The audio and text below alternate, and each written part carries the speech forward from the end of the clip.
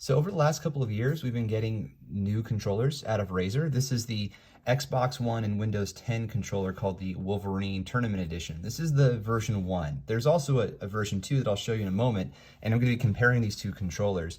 Now, Razer also has a version 1 that is not a tournament edition. It has this like module on the bottom, and I never actually got my hands on it, so I don't know all the differences. I had just started with this one. I did a review on it. It's way back in the channel. And if you're wondering what it looks like next to an Xbox One controller, I mean, here you go. I mean, they're very, very similar. The D-pads are different. We'll get to that in a moment. And otherwise, they look very, very similar. But on the back is where other differences come in. And this is really a hallmark, I guess you could call it, of the Wolverine controllers, both the version 1, the version 2, and the tournament edition of the version 1. You have additional buttons up here. These additional buttons can also be, you can be mapped, they can map to do different things. But here on LT and RT, you can adjust the depth using this slider, right? So let me get a little closer for you. You can see that I have the depth at maximum here and at minimum here, so that when I press down, you see those differences here? The travel distance, right? So when you're in the middle of a game, you may have a preference as to how hard you have to hammer on the button, or even what you want it to feel like. You know, it's a little more clicky when it's on a shallow depth, and when it's on a deep depth, it's, you know, it's less so, right? Right? So it's all personal preference, and of course the sliders are modular, so you don't have to go all the way to one way or the other. You can kind of do it in the middle, but it works best when you're all the way at one end or the other.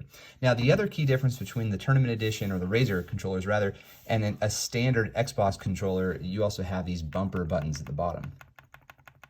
Non-existent here on the Microsoft Xbox One controller. The final thing I'll note before we start doing the comparison with the V2 or the Razer Wolverine is power. So this is a wired controller, even though you don't see it. I just took the wire out to make an easier video to do. This is a micro USB-A, but down here you have a compartment for AA batteries, 2 of them. This one is wired, so you don't need batteries. That affects the weight. It's a lighter controller than the Xbox One controller is. So, recently, Razer released the Razer Wolverine V2. So the key differences here we'll step through sort of one by one, but some of those will be obvious, some will not. I mean, to me, the big difference is it doesn't look quite as much like a Microsoft controller. In fact, when we did the comparison of these two, yeah, they look just, this kind of looks like a black version of the Xbox One controller until you flip it around. But if you do a side-by-side with the V2 Wolverine, you can really see the differences. It's bigger, it has, well, I'll get into all the differences in a second, but you can tell, it's a totally different configuration. It's much bigger. All right, let's compare these two. So, you know, they still carry the same effective design language between the V2 and the V1 and the Xbox controller. That's the displaced analog sticks, and the Xbox buttons up here at the top, but the buttons have changed. So let me zoom in a bit, give you a better view of it. There we go. Unfortunately, I can't remove the cable here, so just bear with me as I try to get these together. So the buttons have changed. In the new V2, it's smaller and it's more pronounced, whereas on this case, it's flatter, but otherwise they're the same functionality, of course. You still have the options and the menu buttons, you know, effectively select and start. And of course, the X, Y, A, B keys haven't changed, but the D-pad has changed. Let me pull out a second here. There we go. All right. The D-pad has changed. Now you have a D-pad on the V2 that's way more tactile and way more like the D-pad you'd see on a standard Xbox controller. And, you know, that's, it's just preferred by a lot of gamers because of the way that it's all connected. It's just a little bit easier to slide and switch from up to down, left to right, etc. So that's very cool. There's also these non-slip rubber grips that have been added to the controller. So if you look at the two, other than the size difference, you now have this better grip all the way around versus just on the back side. You also have fewer buttons. So we no longer have these two bumpers that you had on the version 1. You don't have them on the version 2. And you do maintain, however, the depth configuration that I mentioned before. They work the same way, except on the V2, you really can't be in the middle ground. It's either all the way down or all the way up in terms of depth. right? It's a little bit harder to make the switch. Hopefully you can tell that difference is there. And it works the same way. One difference is that you no longer have that clicky sound. So previously I'd shown you how on the V1, when you have your depth set to minimum, you get a clickier sort of press. That's no longer the case here. So it's just a quieter controller in that sense. Okay, so looking at the top again, size difference, can't remove the cable, so you don't have to deal with, you know, well, it would be nice to be able to replace your cable if that were needed, you know, if you like just wore this out or something, but you don't have that here. Maybe it'll be if there's a Wolverine V2 Tournament Edition, maybe it'll be in that. I'm not sure if there is one. Okay, you have the same buttons, same layout and configuration, and you know, generally it's just a better controller for me because it's bigger. I have average sized hands. I believe the average size, so it's from the tip of your middle finger to the beginning of your wrist. 7.7 inches is an average sized hand for a man.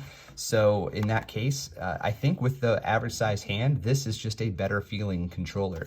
Now, there are a couple of additional buttons here that I actually just noticed. I didn't even notice this in the last few weeks that I've been using this V2, and that's these two buttons here. This is a share button, right? And this must be some kind of options button. So you don't lose the two standard buttons that you need on an Xbox controller, but they've added these two here. So I don't know what the circle does, but you know, one day I'll figure it out and I'll let you guys know. So yeah, you know, that's really all there is to be said. I mean, you get the RGB lighting on this one. The RGB is on this strip right here below the Xbox logo. Just a little, let me bring it in closer for you guys. Just, you can kind of see it right here. There's an RGB strip, so it'll rotate around. When you install Chroma on your PC and connect this controller, for me at least, it hasn't popped up unless maybe it's only compatible with the older version of Chroma, Synapse maybe 1 and 2 versus Synapse 3, which is what I'm using and have been using for like, I don't know, a year and a half now. So I haven't seen a way to control the Chroma lighting. And then on this one, you do have, you know, RGB and Chroma lighting effects as well. Actually, I take that back. Sorry. There is no RGB lighting on this one. The Xbox logo lights up. There's no RGB, so you don't have to even worry about compatibility with Synapse or anything like that because there is none. Okay, so those are the key differences. These controllers, they're not cheap. That's another thing to keep in mind is that when you're talking about Razer products, you're generally talking about better build qualities than the average third-party controller or third-party product or any other product, but these are not going to be cheap. So just for the controller alone, it's about $100 right now for the V2 on Amazon. If you were to try to pick up the Tournament Edition, if you can find it, it's also $100 on Amazon right now. And there is a standard Wolverine Ultimate, like I mentioned before. It's not a Tournament Edition. It's actually $150, $160 on Amazon. So yeah, that's the differences between the two. Again, I prefer this one because it's a little bit bigger for my average sized hands, and I just like the way that it feels with the rubber grips all the way around. To me, that's the key delta. These other buttons and stuff, I'm just not qualified to really go into depth about how they feel and what's better than the other because I'm not a competitive gamer, which is kind of what this is geared towards. And the fact that it's wired, I think, speaks volumes to that, right? You don't have to worry about lag. It's just going to be as fast as any other wired input controller. You know, I remember back in the Super Smash Brothers days on GameCube when I used to play in competitions and I cared a lot about my controller. I would always go with the wired GameCube controller instead of a Wavebird. But, you know, technology has changed so much now. I can only imagine that lag is not so much an issue. But here we are anyhow. We have wired controllers for tournament editions, for tournament players. So I can't go into that. I can only tell you what I think about, you know, just overall the way these things feel. And I like the V2 or the V1 simply because of the size. So there it is. All right, thanks for watching. If you have questions, let me know. I'm going to be hanging on to these for a while. So thanks to Razer for sending them both over, and we'll see you on the next video. Cheers.